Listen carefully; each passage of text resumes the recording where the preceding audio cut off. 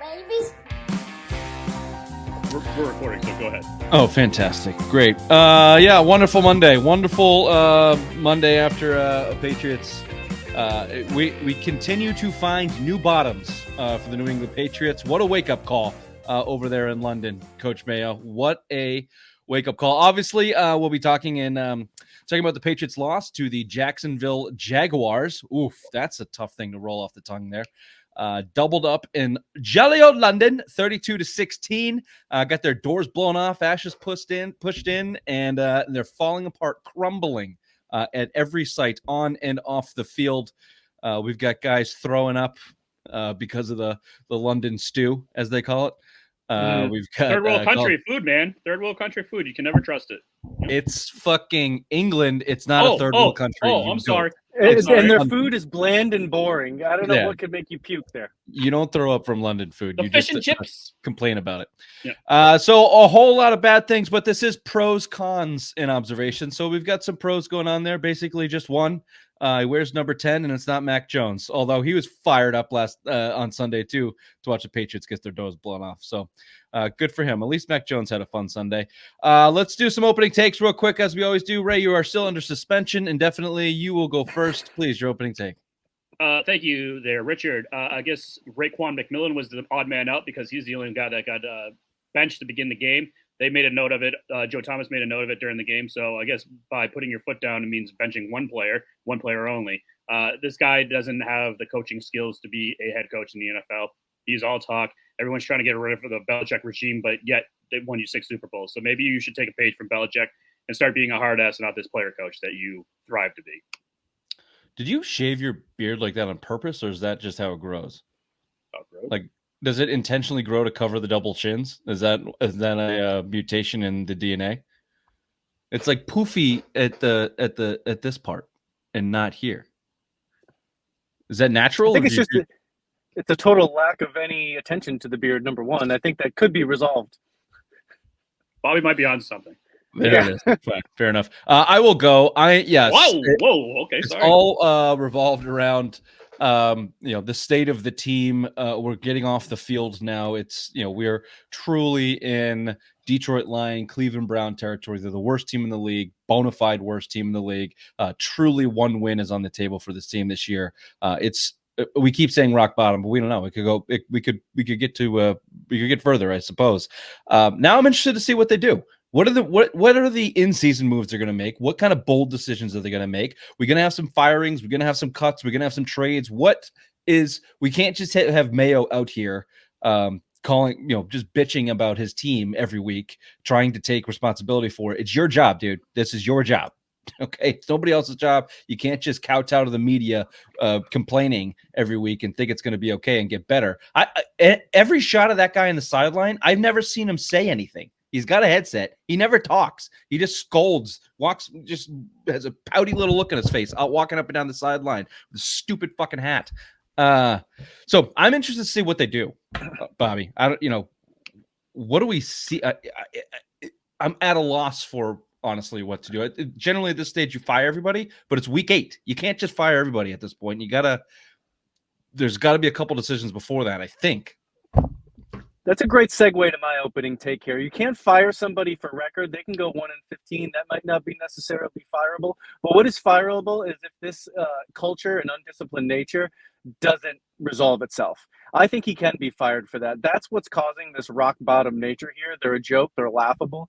Every week, players are ratting out other players for being undisciplined on the defense. Now Kendrick Bourne's talking about how there's players, what were they out late? They're not eating right. They're not ready for the game.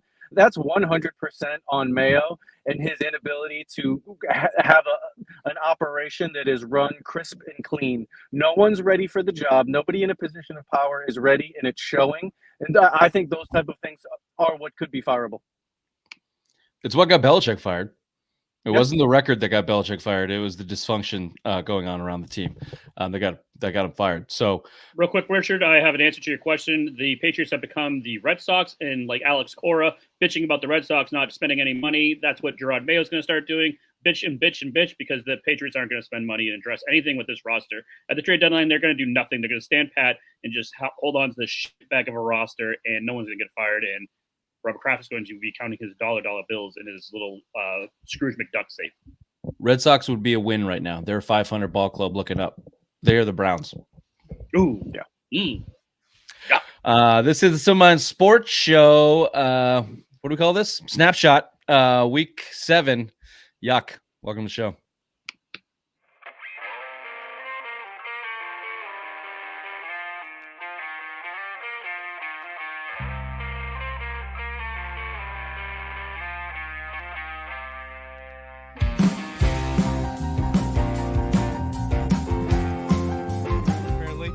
The Celtics are dumb front-running pussies. This is the same team they have been for 4 years running.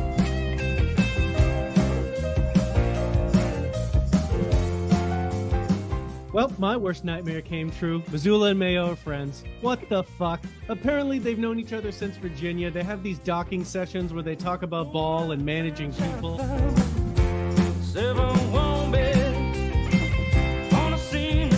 Vacation. I'm gonna quay all these. I'm gonna fucking watch them this week. Do you say quay?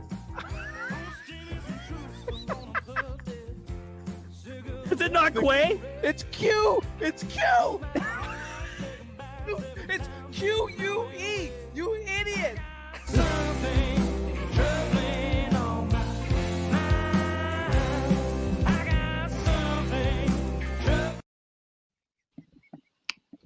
Sorry. just laughing at my own joke. Nothing's funnier than your own jokes. Yeah, we know, Bobby. Yeah, we get it. Yeah, we know. Stand by the joke. Stand by the joke. Yeah, we dealt with it at fucking 7 a.m. this morning, you son of a bitch. Bobby, can you not see? You're on your phone. Can you not see the chat like in the same screen? I have to go to the chat. Oh, allow me. Ray sent a clip as the producer, which is great. Good job by him. I have the Mayo clip, which we'll watch, the Drake Maye clip, and the snapshot of ukulele quote. My response was, "You're fat." Did you see my response? No shit. And you have a shitty beard. Sorry, I'm mean this morning. I'm very angry. I'm upset. I'm ornery. We got a bad Patriots loss. We've got some meeting miscommunication. Doesn't have me in a good mood. We didn't miscommunicate anything. Let's just get that straight. No, not us. Not us, because we're fucking ready to go. Right on. We are. At the Simple Mind Sports Show, we are very timely with meetings. Yeah, when we're the professionals in the room, we got watch out. Speaking of non-professional, beautiful segue, Rich. Thank you. First observation here from Chief Bobby. Coach Vibes calls the team soft after their game. Good for Vibes. He says they're a bunch of pussies. Yep. Players agreed with him as well. Several veteran, again, citing undisciplined defensive play. New internal criticism to the party as well from Kendrick Bourne cites players not taking care of themselves before the game and not being ready to play. I've got more on that from Andrew Callahan of the Herald, but let's hear from Coach Vibes. Everyone's heard this 1,000 times. Might as well play it again. Good evening, or whatever time it is. Look, disappointing game. We came out, we started fast. What I would say is, look, we're a soft football team across the board. We talk about what makes a tough football team. That's being able to run the ball, that's being able to stop the run, and that's being able to cover kicks, and we did none of those today. They controlled the ball for most of the day. Their run game averaged over 4.5 yards a carry. Our run game, not sure what the average was, but it wasn't good. Look, back to the drawing board. I mean, we can't sit here and pout. We just got to put a game together. 2.5 yards a carry, Gerard. That's what you were looking for there. 2.5 yards a carry from that run game, which totaled 38 yards, including Drake Maye's 18 scrambling, which again led the team in rushing. So I'd like to hear all of these Drake Maye bobos talking about that again this week. They're all jacked up about his 38 yards last week, leading the team in rushing. I haven't heard much from the Drake Maye bobos. Thought he was the savior. What happened there? We'll get to him. The culture problem is certainly number one problem on this team right now. It's been festering. It's been brewing. It's been growing. Again, I would like to say that we've hit a fever pitch in this. We've hit rock bottom, but I don't think so. I mean, there's plenty of way to go if they'd like to. Let's see. The first one, I guess, is from ukulele, as I like to call him. Drake Maye said, everybody, you have the shot there of his Ted Johnson talking about ukulele. Nice. Beautiful. Thank you. Beautiful screenshot. Ukulele calls out Pat's team. A lot of guys think Quality. too highly of themselves. Ukulele is what we will call him on the show from now on. Probably Okay. too difficult to remember and say. I got the full quote. If you can take that massive fucking head off the screen, thank you. Drake Maye just said everybody's got to check their egos when they come in, and I agree with him. Said Ukulele. 32-16 loss after Jacksonville. I feel like a lot of guys think too highly of themselves and have to check their egos and come in and just play as a team. Bobby, you mentioned Bourne. I mentioned in the observation. Kendrick Bourne said the energy could have been. This one's worse than Ukulele, honestly. Kendrick Bourne said the energy could have been better, a lot better. We've got to find ways from within to fight adversity. We know we're playing at 9:30. Through the week, we need to understand that. When asked how could they manage, how can that mentality change, Bourne said, that's making personal decisions. Rather than staying up all night or eating whatever it is, whatever makes us better, we have to make those decisions to be better. So when we get to the game, we can be better. Those are not generic. Players are being selfish. We need to be more team cooperated. That is somebody on that offensive side of the ball, or multiple players on the offensive side of the ball, went out and partied in London on Saturday night and got fucked up, and we're not prepared to go during this game. And he's reflecting on it now after the game. And Demario Douglas missed a large portion of that game because he was throwing up all day that they're blaming on the bland, nothing London food. Nope. Those guys went out and partied and got fucked up. Yep. I agree. And then you got KJ Osborne out there fucking taking screenshots from him and his agent, pretty much saying, we're going to work on the situation. It's a shitty situation you're in, kind of stuff. Like, pretty much unveiling the third wall, or fourth wall rather, and showing like, yeah, there's problems behind the scenes. Like, I'm not getting mine. Like, I was going to be a healthy scratch again until Pop Douglas almost shit his pants. So that's why I played today. And then you got Jalen Polk going on Instagram doing the deuce sign after his 3 drops yesterday.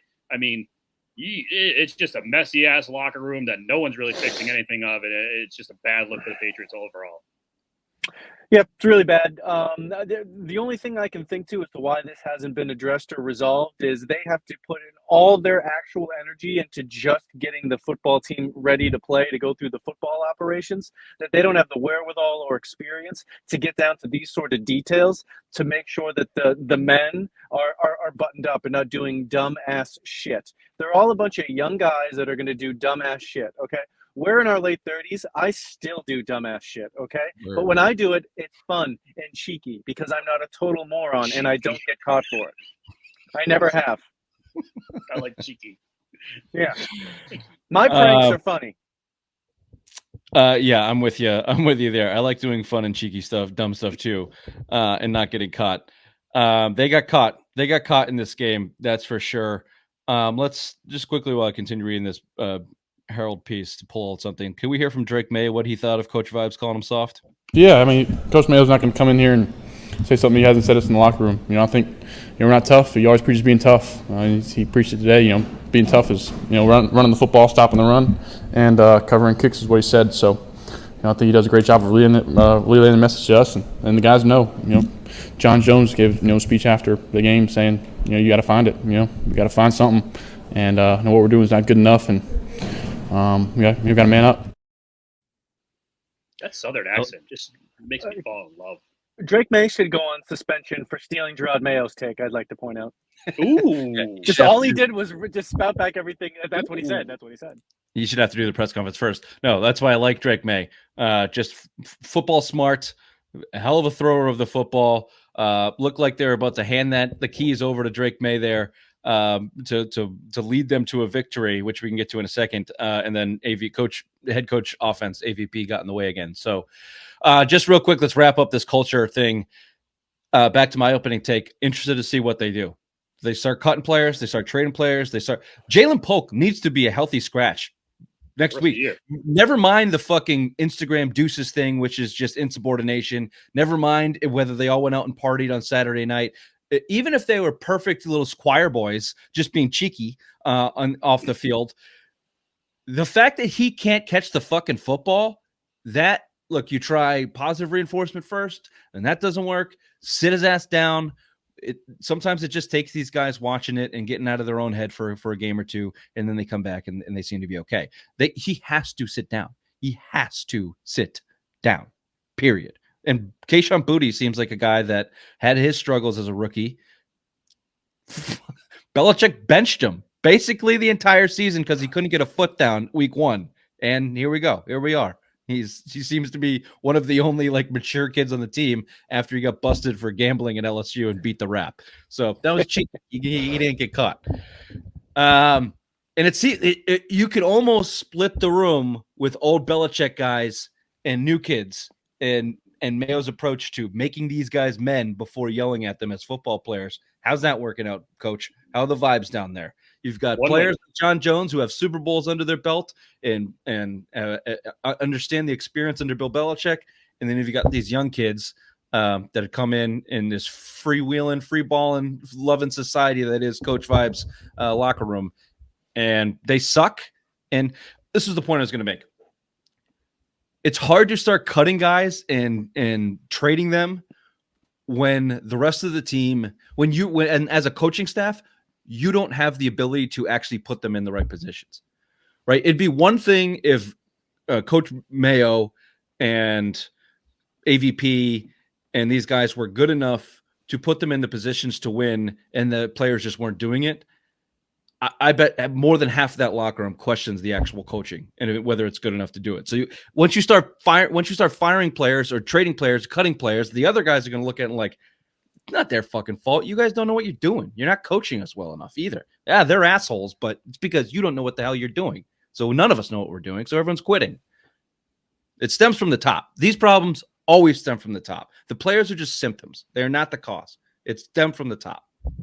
I was going to piggyback off yours real quick, Richard, but I would like to see one player get traded just so we can get the dirt and just see how dysfunctional it was.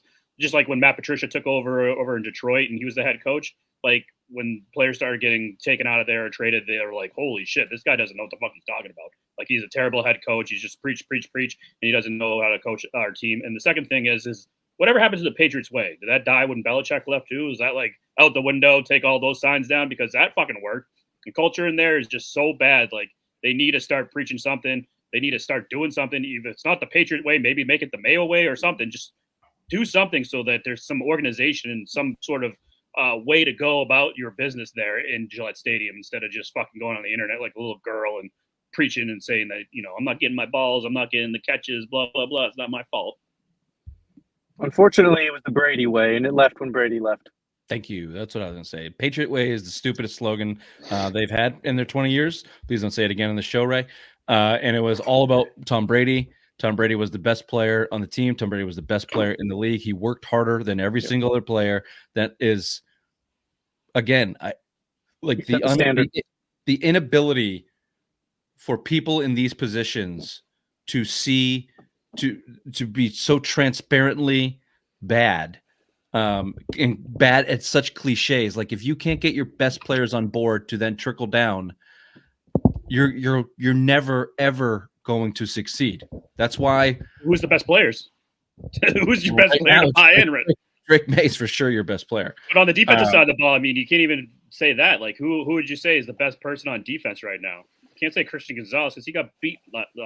Past 2 games he's gotten beaten. So I don't have an interest if they all suck. I don't care who's the best, but the point remains, like you have to get whoever the best one is, you have to get them in line. It's why, yes, the Patriots were cheap, but Belichick went along with it because he comes from a military background, and you have to have a hierarchy and money in that type of locker room as well.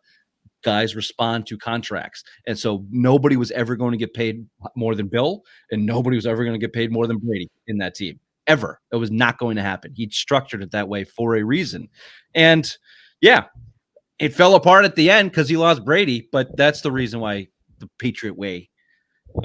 Hey, don't ever fucking say that again on this show. You're right. All right. We got to get moving. Here's a con. Opposite problem of last week. This time, they knew when the game started strong. However, they thought it ended after the first quarter, which led to them getting rode over the rest of the game.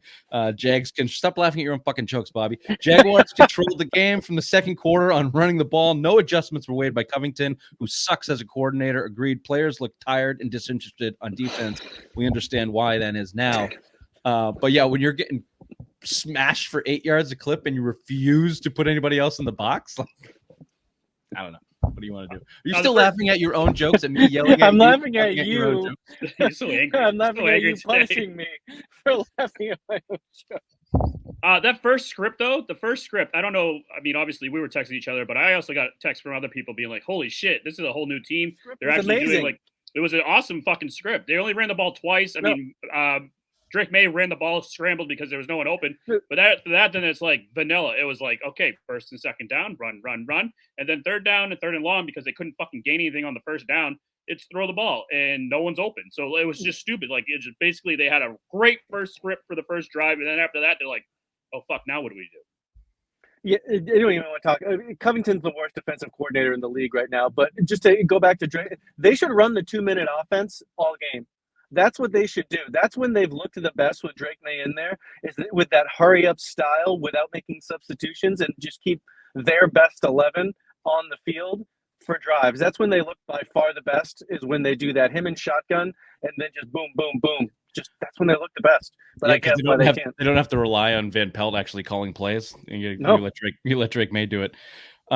Yeah, pretty pathetic. Scripted first. They had a drive and a half that looked good. The second one ending on a field goal, and then from there didn't score for in game time 3 straight quarters. You know, to the last four quarter. Also, just real quick, maybe touch more on this in the game. Going for 2. I get that's what the nerds say in the first time, but then you get the ball back with 2 minutes left and you need 2 scores. No, it doesn't work. It doesn't work.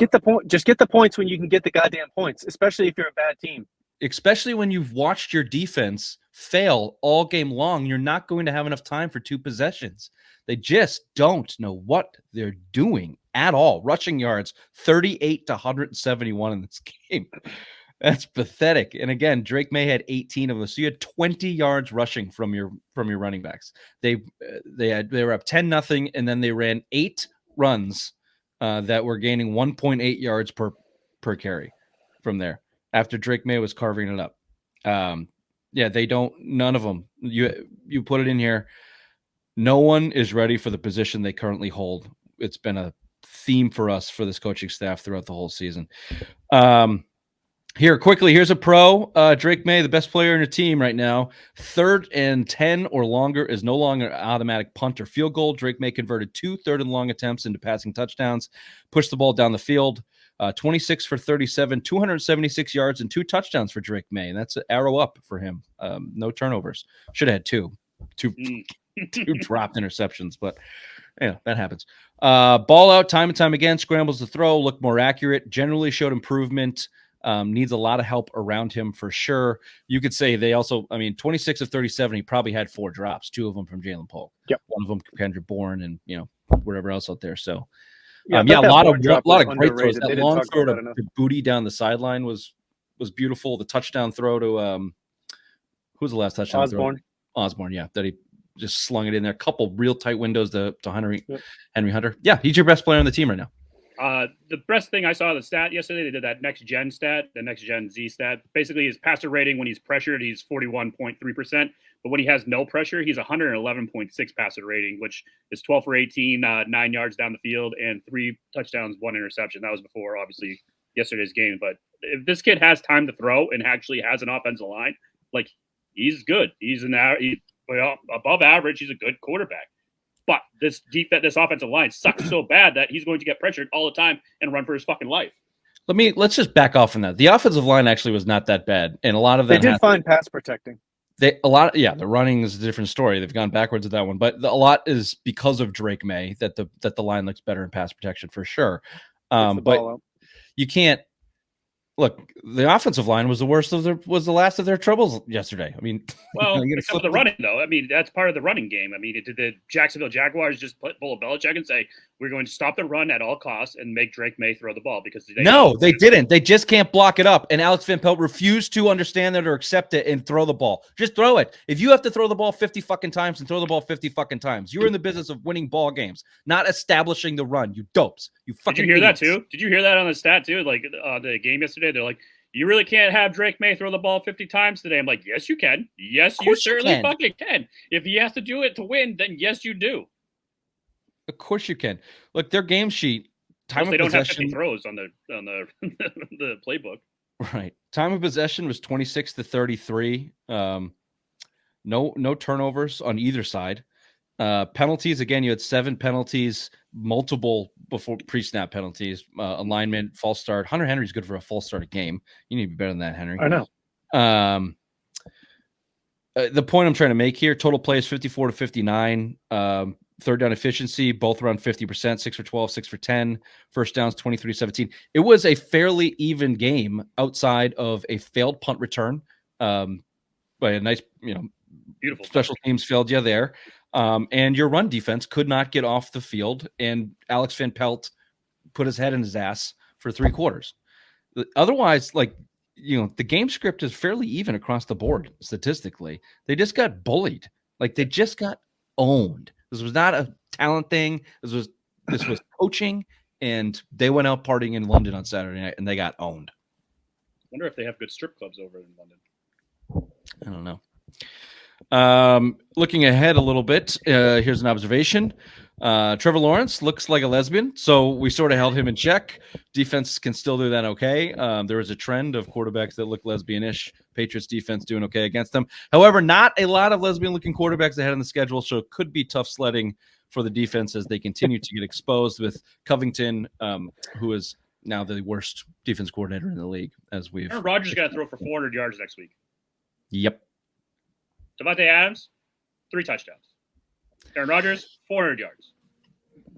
Yeah, they look. We'll pick this up on Thursday live on Facebook, YouTube, Twitch. Thank you. However, as promised last week, we're starting Celtics, boys. The Celtics start on Tuesday. We're talking about this fucking team first next Thursday, but we will talk about them. If anyone wants to join us live, that'd be great. Get your gripes out. A couple days later from Sunday, let it all out. That's what we do this for. This is a venting. This is a meditation session for us, just to get all the anger. I already feel better. I mean, I feel worse, but better in different ways. 8 p.m. too. We won't be late, and we won't miscommunicate the scheduled time. Bingo. 8 p.m. We always make it. We always come. This has been the Simon Sports Show Snapshot, Week 7. Ugh, we got to do this how many more times? 10. 10? There's a bye week in there, though, so that'll be the best week of our year. Who would have thought that the first week was going to be the best? We did not plan to do this show this year, and then they won week 1, and now here we are. Fucking. And then we signed ourselves up to this. It helps with Again, Mondays, it's though. It helps with Mondays, though. You get the veg, and you just get the fucking. Oh, God damn. It's a good Monday therapy session for sure. For sure. All right, boys. We'll see you on Thursday. Bye-bye.